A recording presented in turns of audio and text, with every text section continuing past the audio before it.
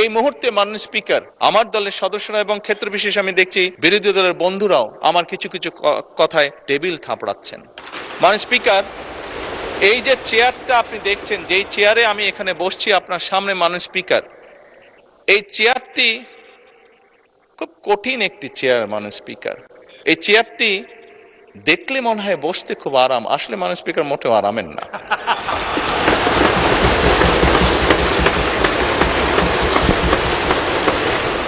এই চেয়ারটিতে বসলে মাননীয় স্পিকার প্রতি মুহূর্তে মনে হয় যে আগুনে তপ্ত হিট আসছে মাননীয় স্পিকার। হাসার কিছু নেই, আমি যা ফিল করি আমি আপনাদেরকে তাই বলছি, মাননীয় স্পিকার, এই চেয়ারের থেকে উঠে দাঁড়িয়ে আপনার সামনে বক্তব্যে আমি হয়তো অনেক পপুলার কথা বলতে পারতাম, যেটাতে আরো অনেক বেশি তালি হতো মাননীয় স্পিকার, কিন্তু এই চেয়ার আমাকে বলে যে আমি সবসময় পপুলার কথা বলতে পারি না, আমাকে সেটাই বলতে হবে।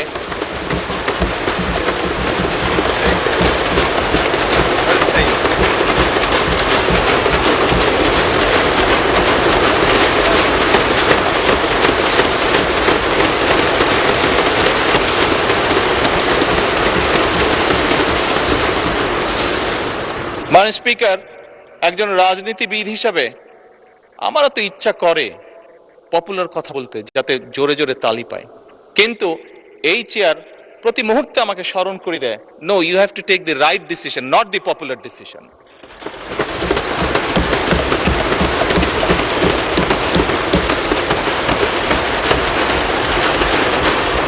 মাননীয় স্পিকার, আপনার মাধ্যমে আজকে এই সংসদের এই সবুজ চেয়ারে যারা বসে আছেন, আমি মনে করি আজকে বোধহয় আমাদেরকে সিদ্ধান্ত নিতে হবে যে আসুন আমরা পপুলার ডিসিশনে আলাপ করব না, আমরা আলাপ করব সঠিক ডিসিশনের ব্যাপারে, রাইট ডিসিশনের ব্যাপারে।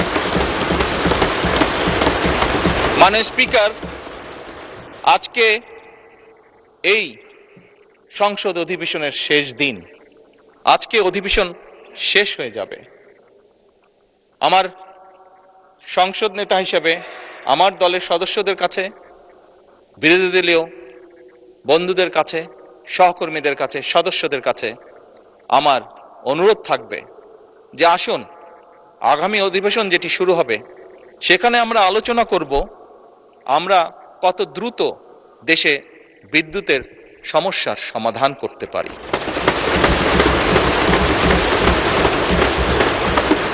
মাননীয় স্পিকার, আমরা আলাপ করতে চাই, আমি আলাপ করতে চাই আগামী সংসদে কত দ্রুত আমরা কত বেশি সংখ্যক মানুষের কর্মসংস্থান, দেশেই হোক বিদেশি হোক, তৈরি করতে পারি।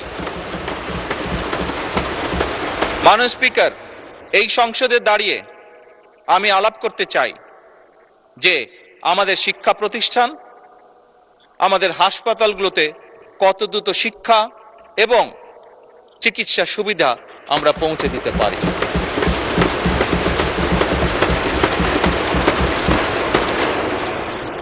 মাননীয় স্পিকার, দিনের কার্যবিধিতে আপনি যখন শুরু করেন, বিভিন্ন সময় বিভিন্ন সংসদ সদস্য বলে ওঠেন তার রাস্তায়, তার এলাকায় রাস্তা লাগবে, তার এলাকায় ব্রিজ লাগবে, কারো এলাকায় কালভার্ট লাগবে, স্বয়ং বিরোধী দলীয় নেতা ওনার এলাকার সমস্যার কথা বলেছেন।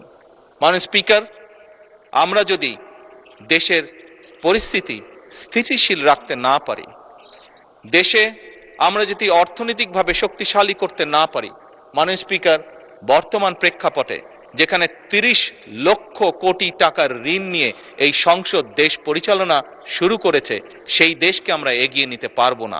আমরা যদি একটি স্টেবল গভর্নমেন্ট রাখি, আমরা যদি একটি স্টেবল পার্লামেন্ট এনশিওর করতে না পারি, মাননীয় স্পিকার, আমরা কোনোভাবেই এই দেশকে সামনে নিয়ে যেতে পারবো না। মাননীয় স্পিকার, এই দেশকে যদি সামনে নিতে হয় তাহলে অবশ্যই আমাদের উভয় পক্ষকে একসাথে কাজ করতে হবে। হ্যাঁ, বাংলাদেশে আইটি শিল্পের বিকাশ কিভাবে হবে এ ব্যাপারে হয়তো আমাদের মধ্যে ডিবেট হতে পারে, এ ব্যাপারে আমাদের মধ্যে দ্বিমত থাকতে পারে, কিন্তু বাংলাদেশের আইটি শিল্পের বহিঃপ্রকাশ হতে হবে। এ ব্যাপারে আমাদের মধ্যে নিশ্চয়ই কোনো ডিবেট নেই মাননীয় স্পিকার। সেজন্যই আসুন আজকে আমরা সিদ্ধান্ত গ্রহণ করি যে আমাদের আলোচনার বিষয়বস্তু হবে এই দেশের মানুষের ভাগ্যের পরিবর্তন। আমাদের আলোচনার বিষয়বস্তু হবে মাননীয় স্পিকার, আমাদের আলোচনার বিষয়বস্তু হবে যে আমরা অন্য দেশের উদাহরণ দেব না, বরং আমাদের দেশকে আমরা সামনে এগিয়ে নিয়ে যাব। মাননীয়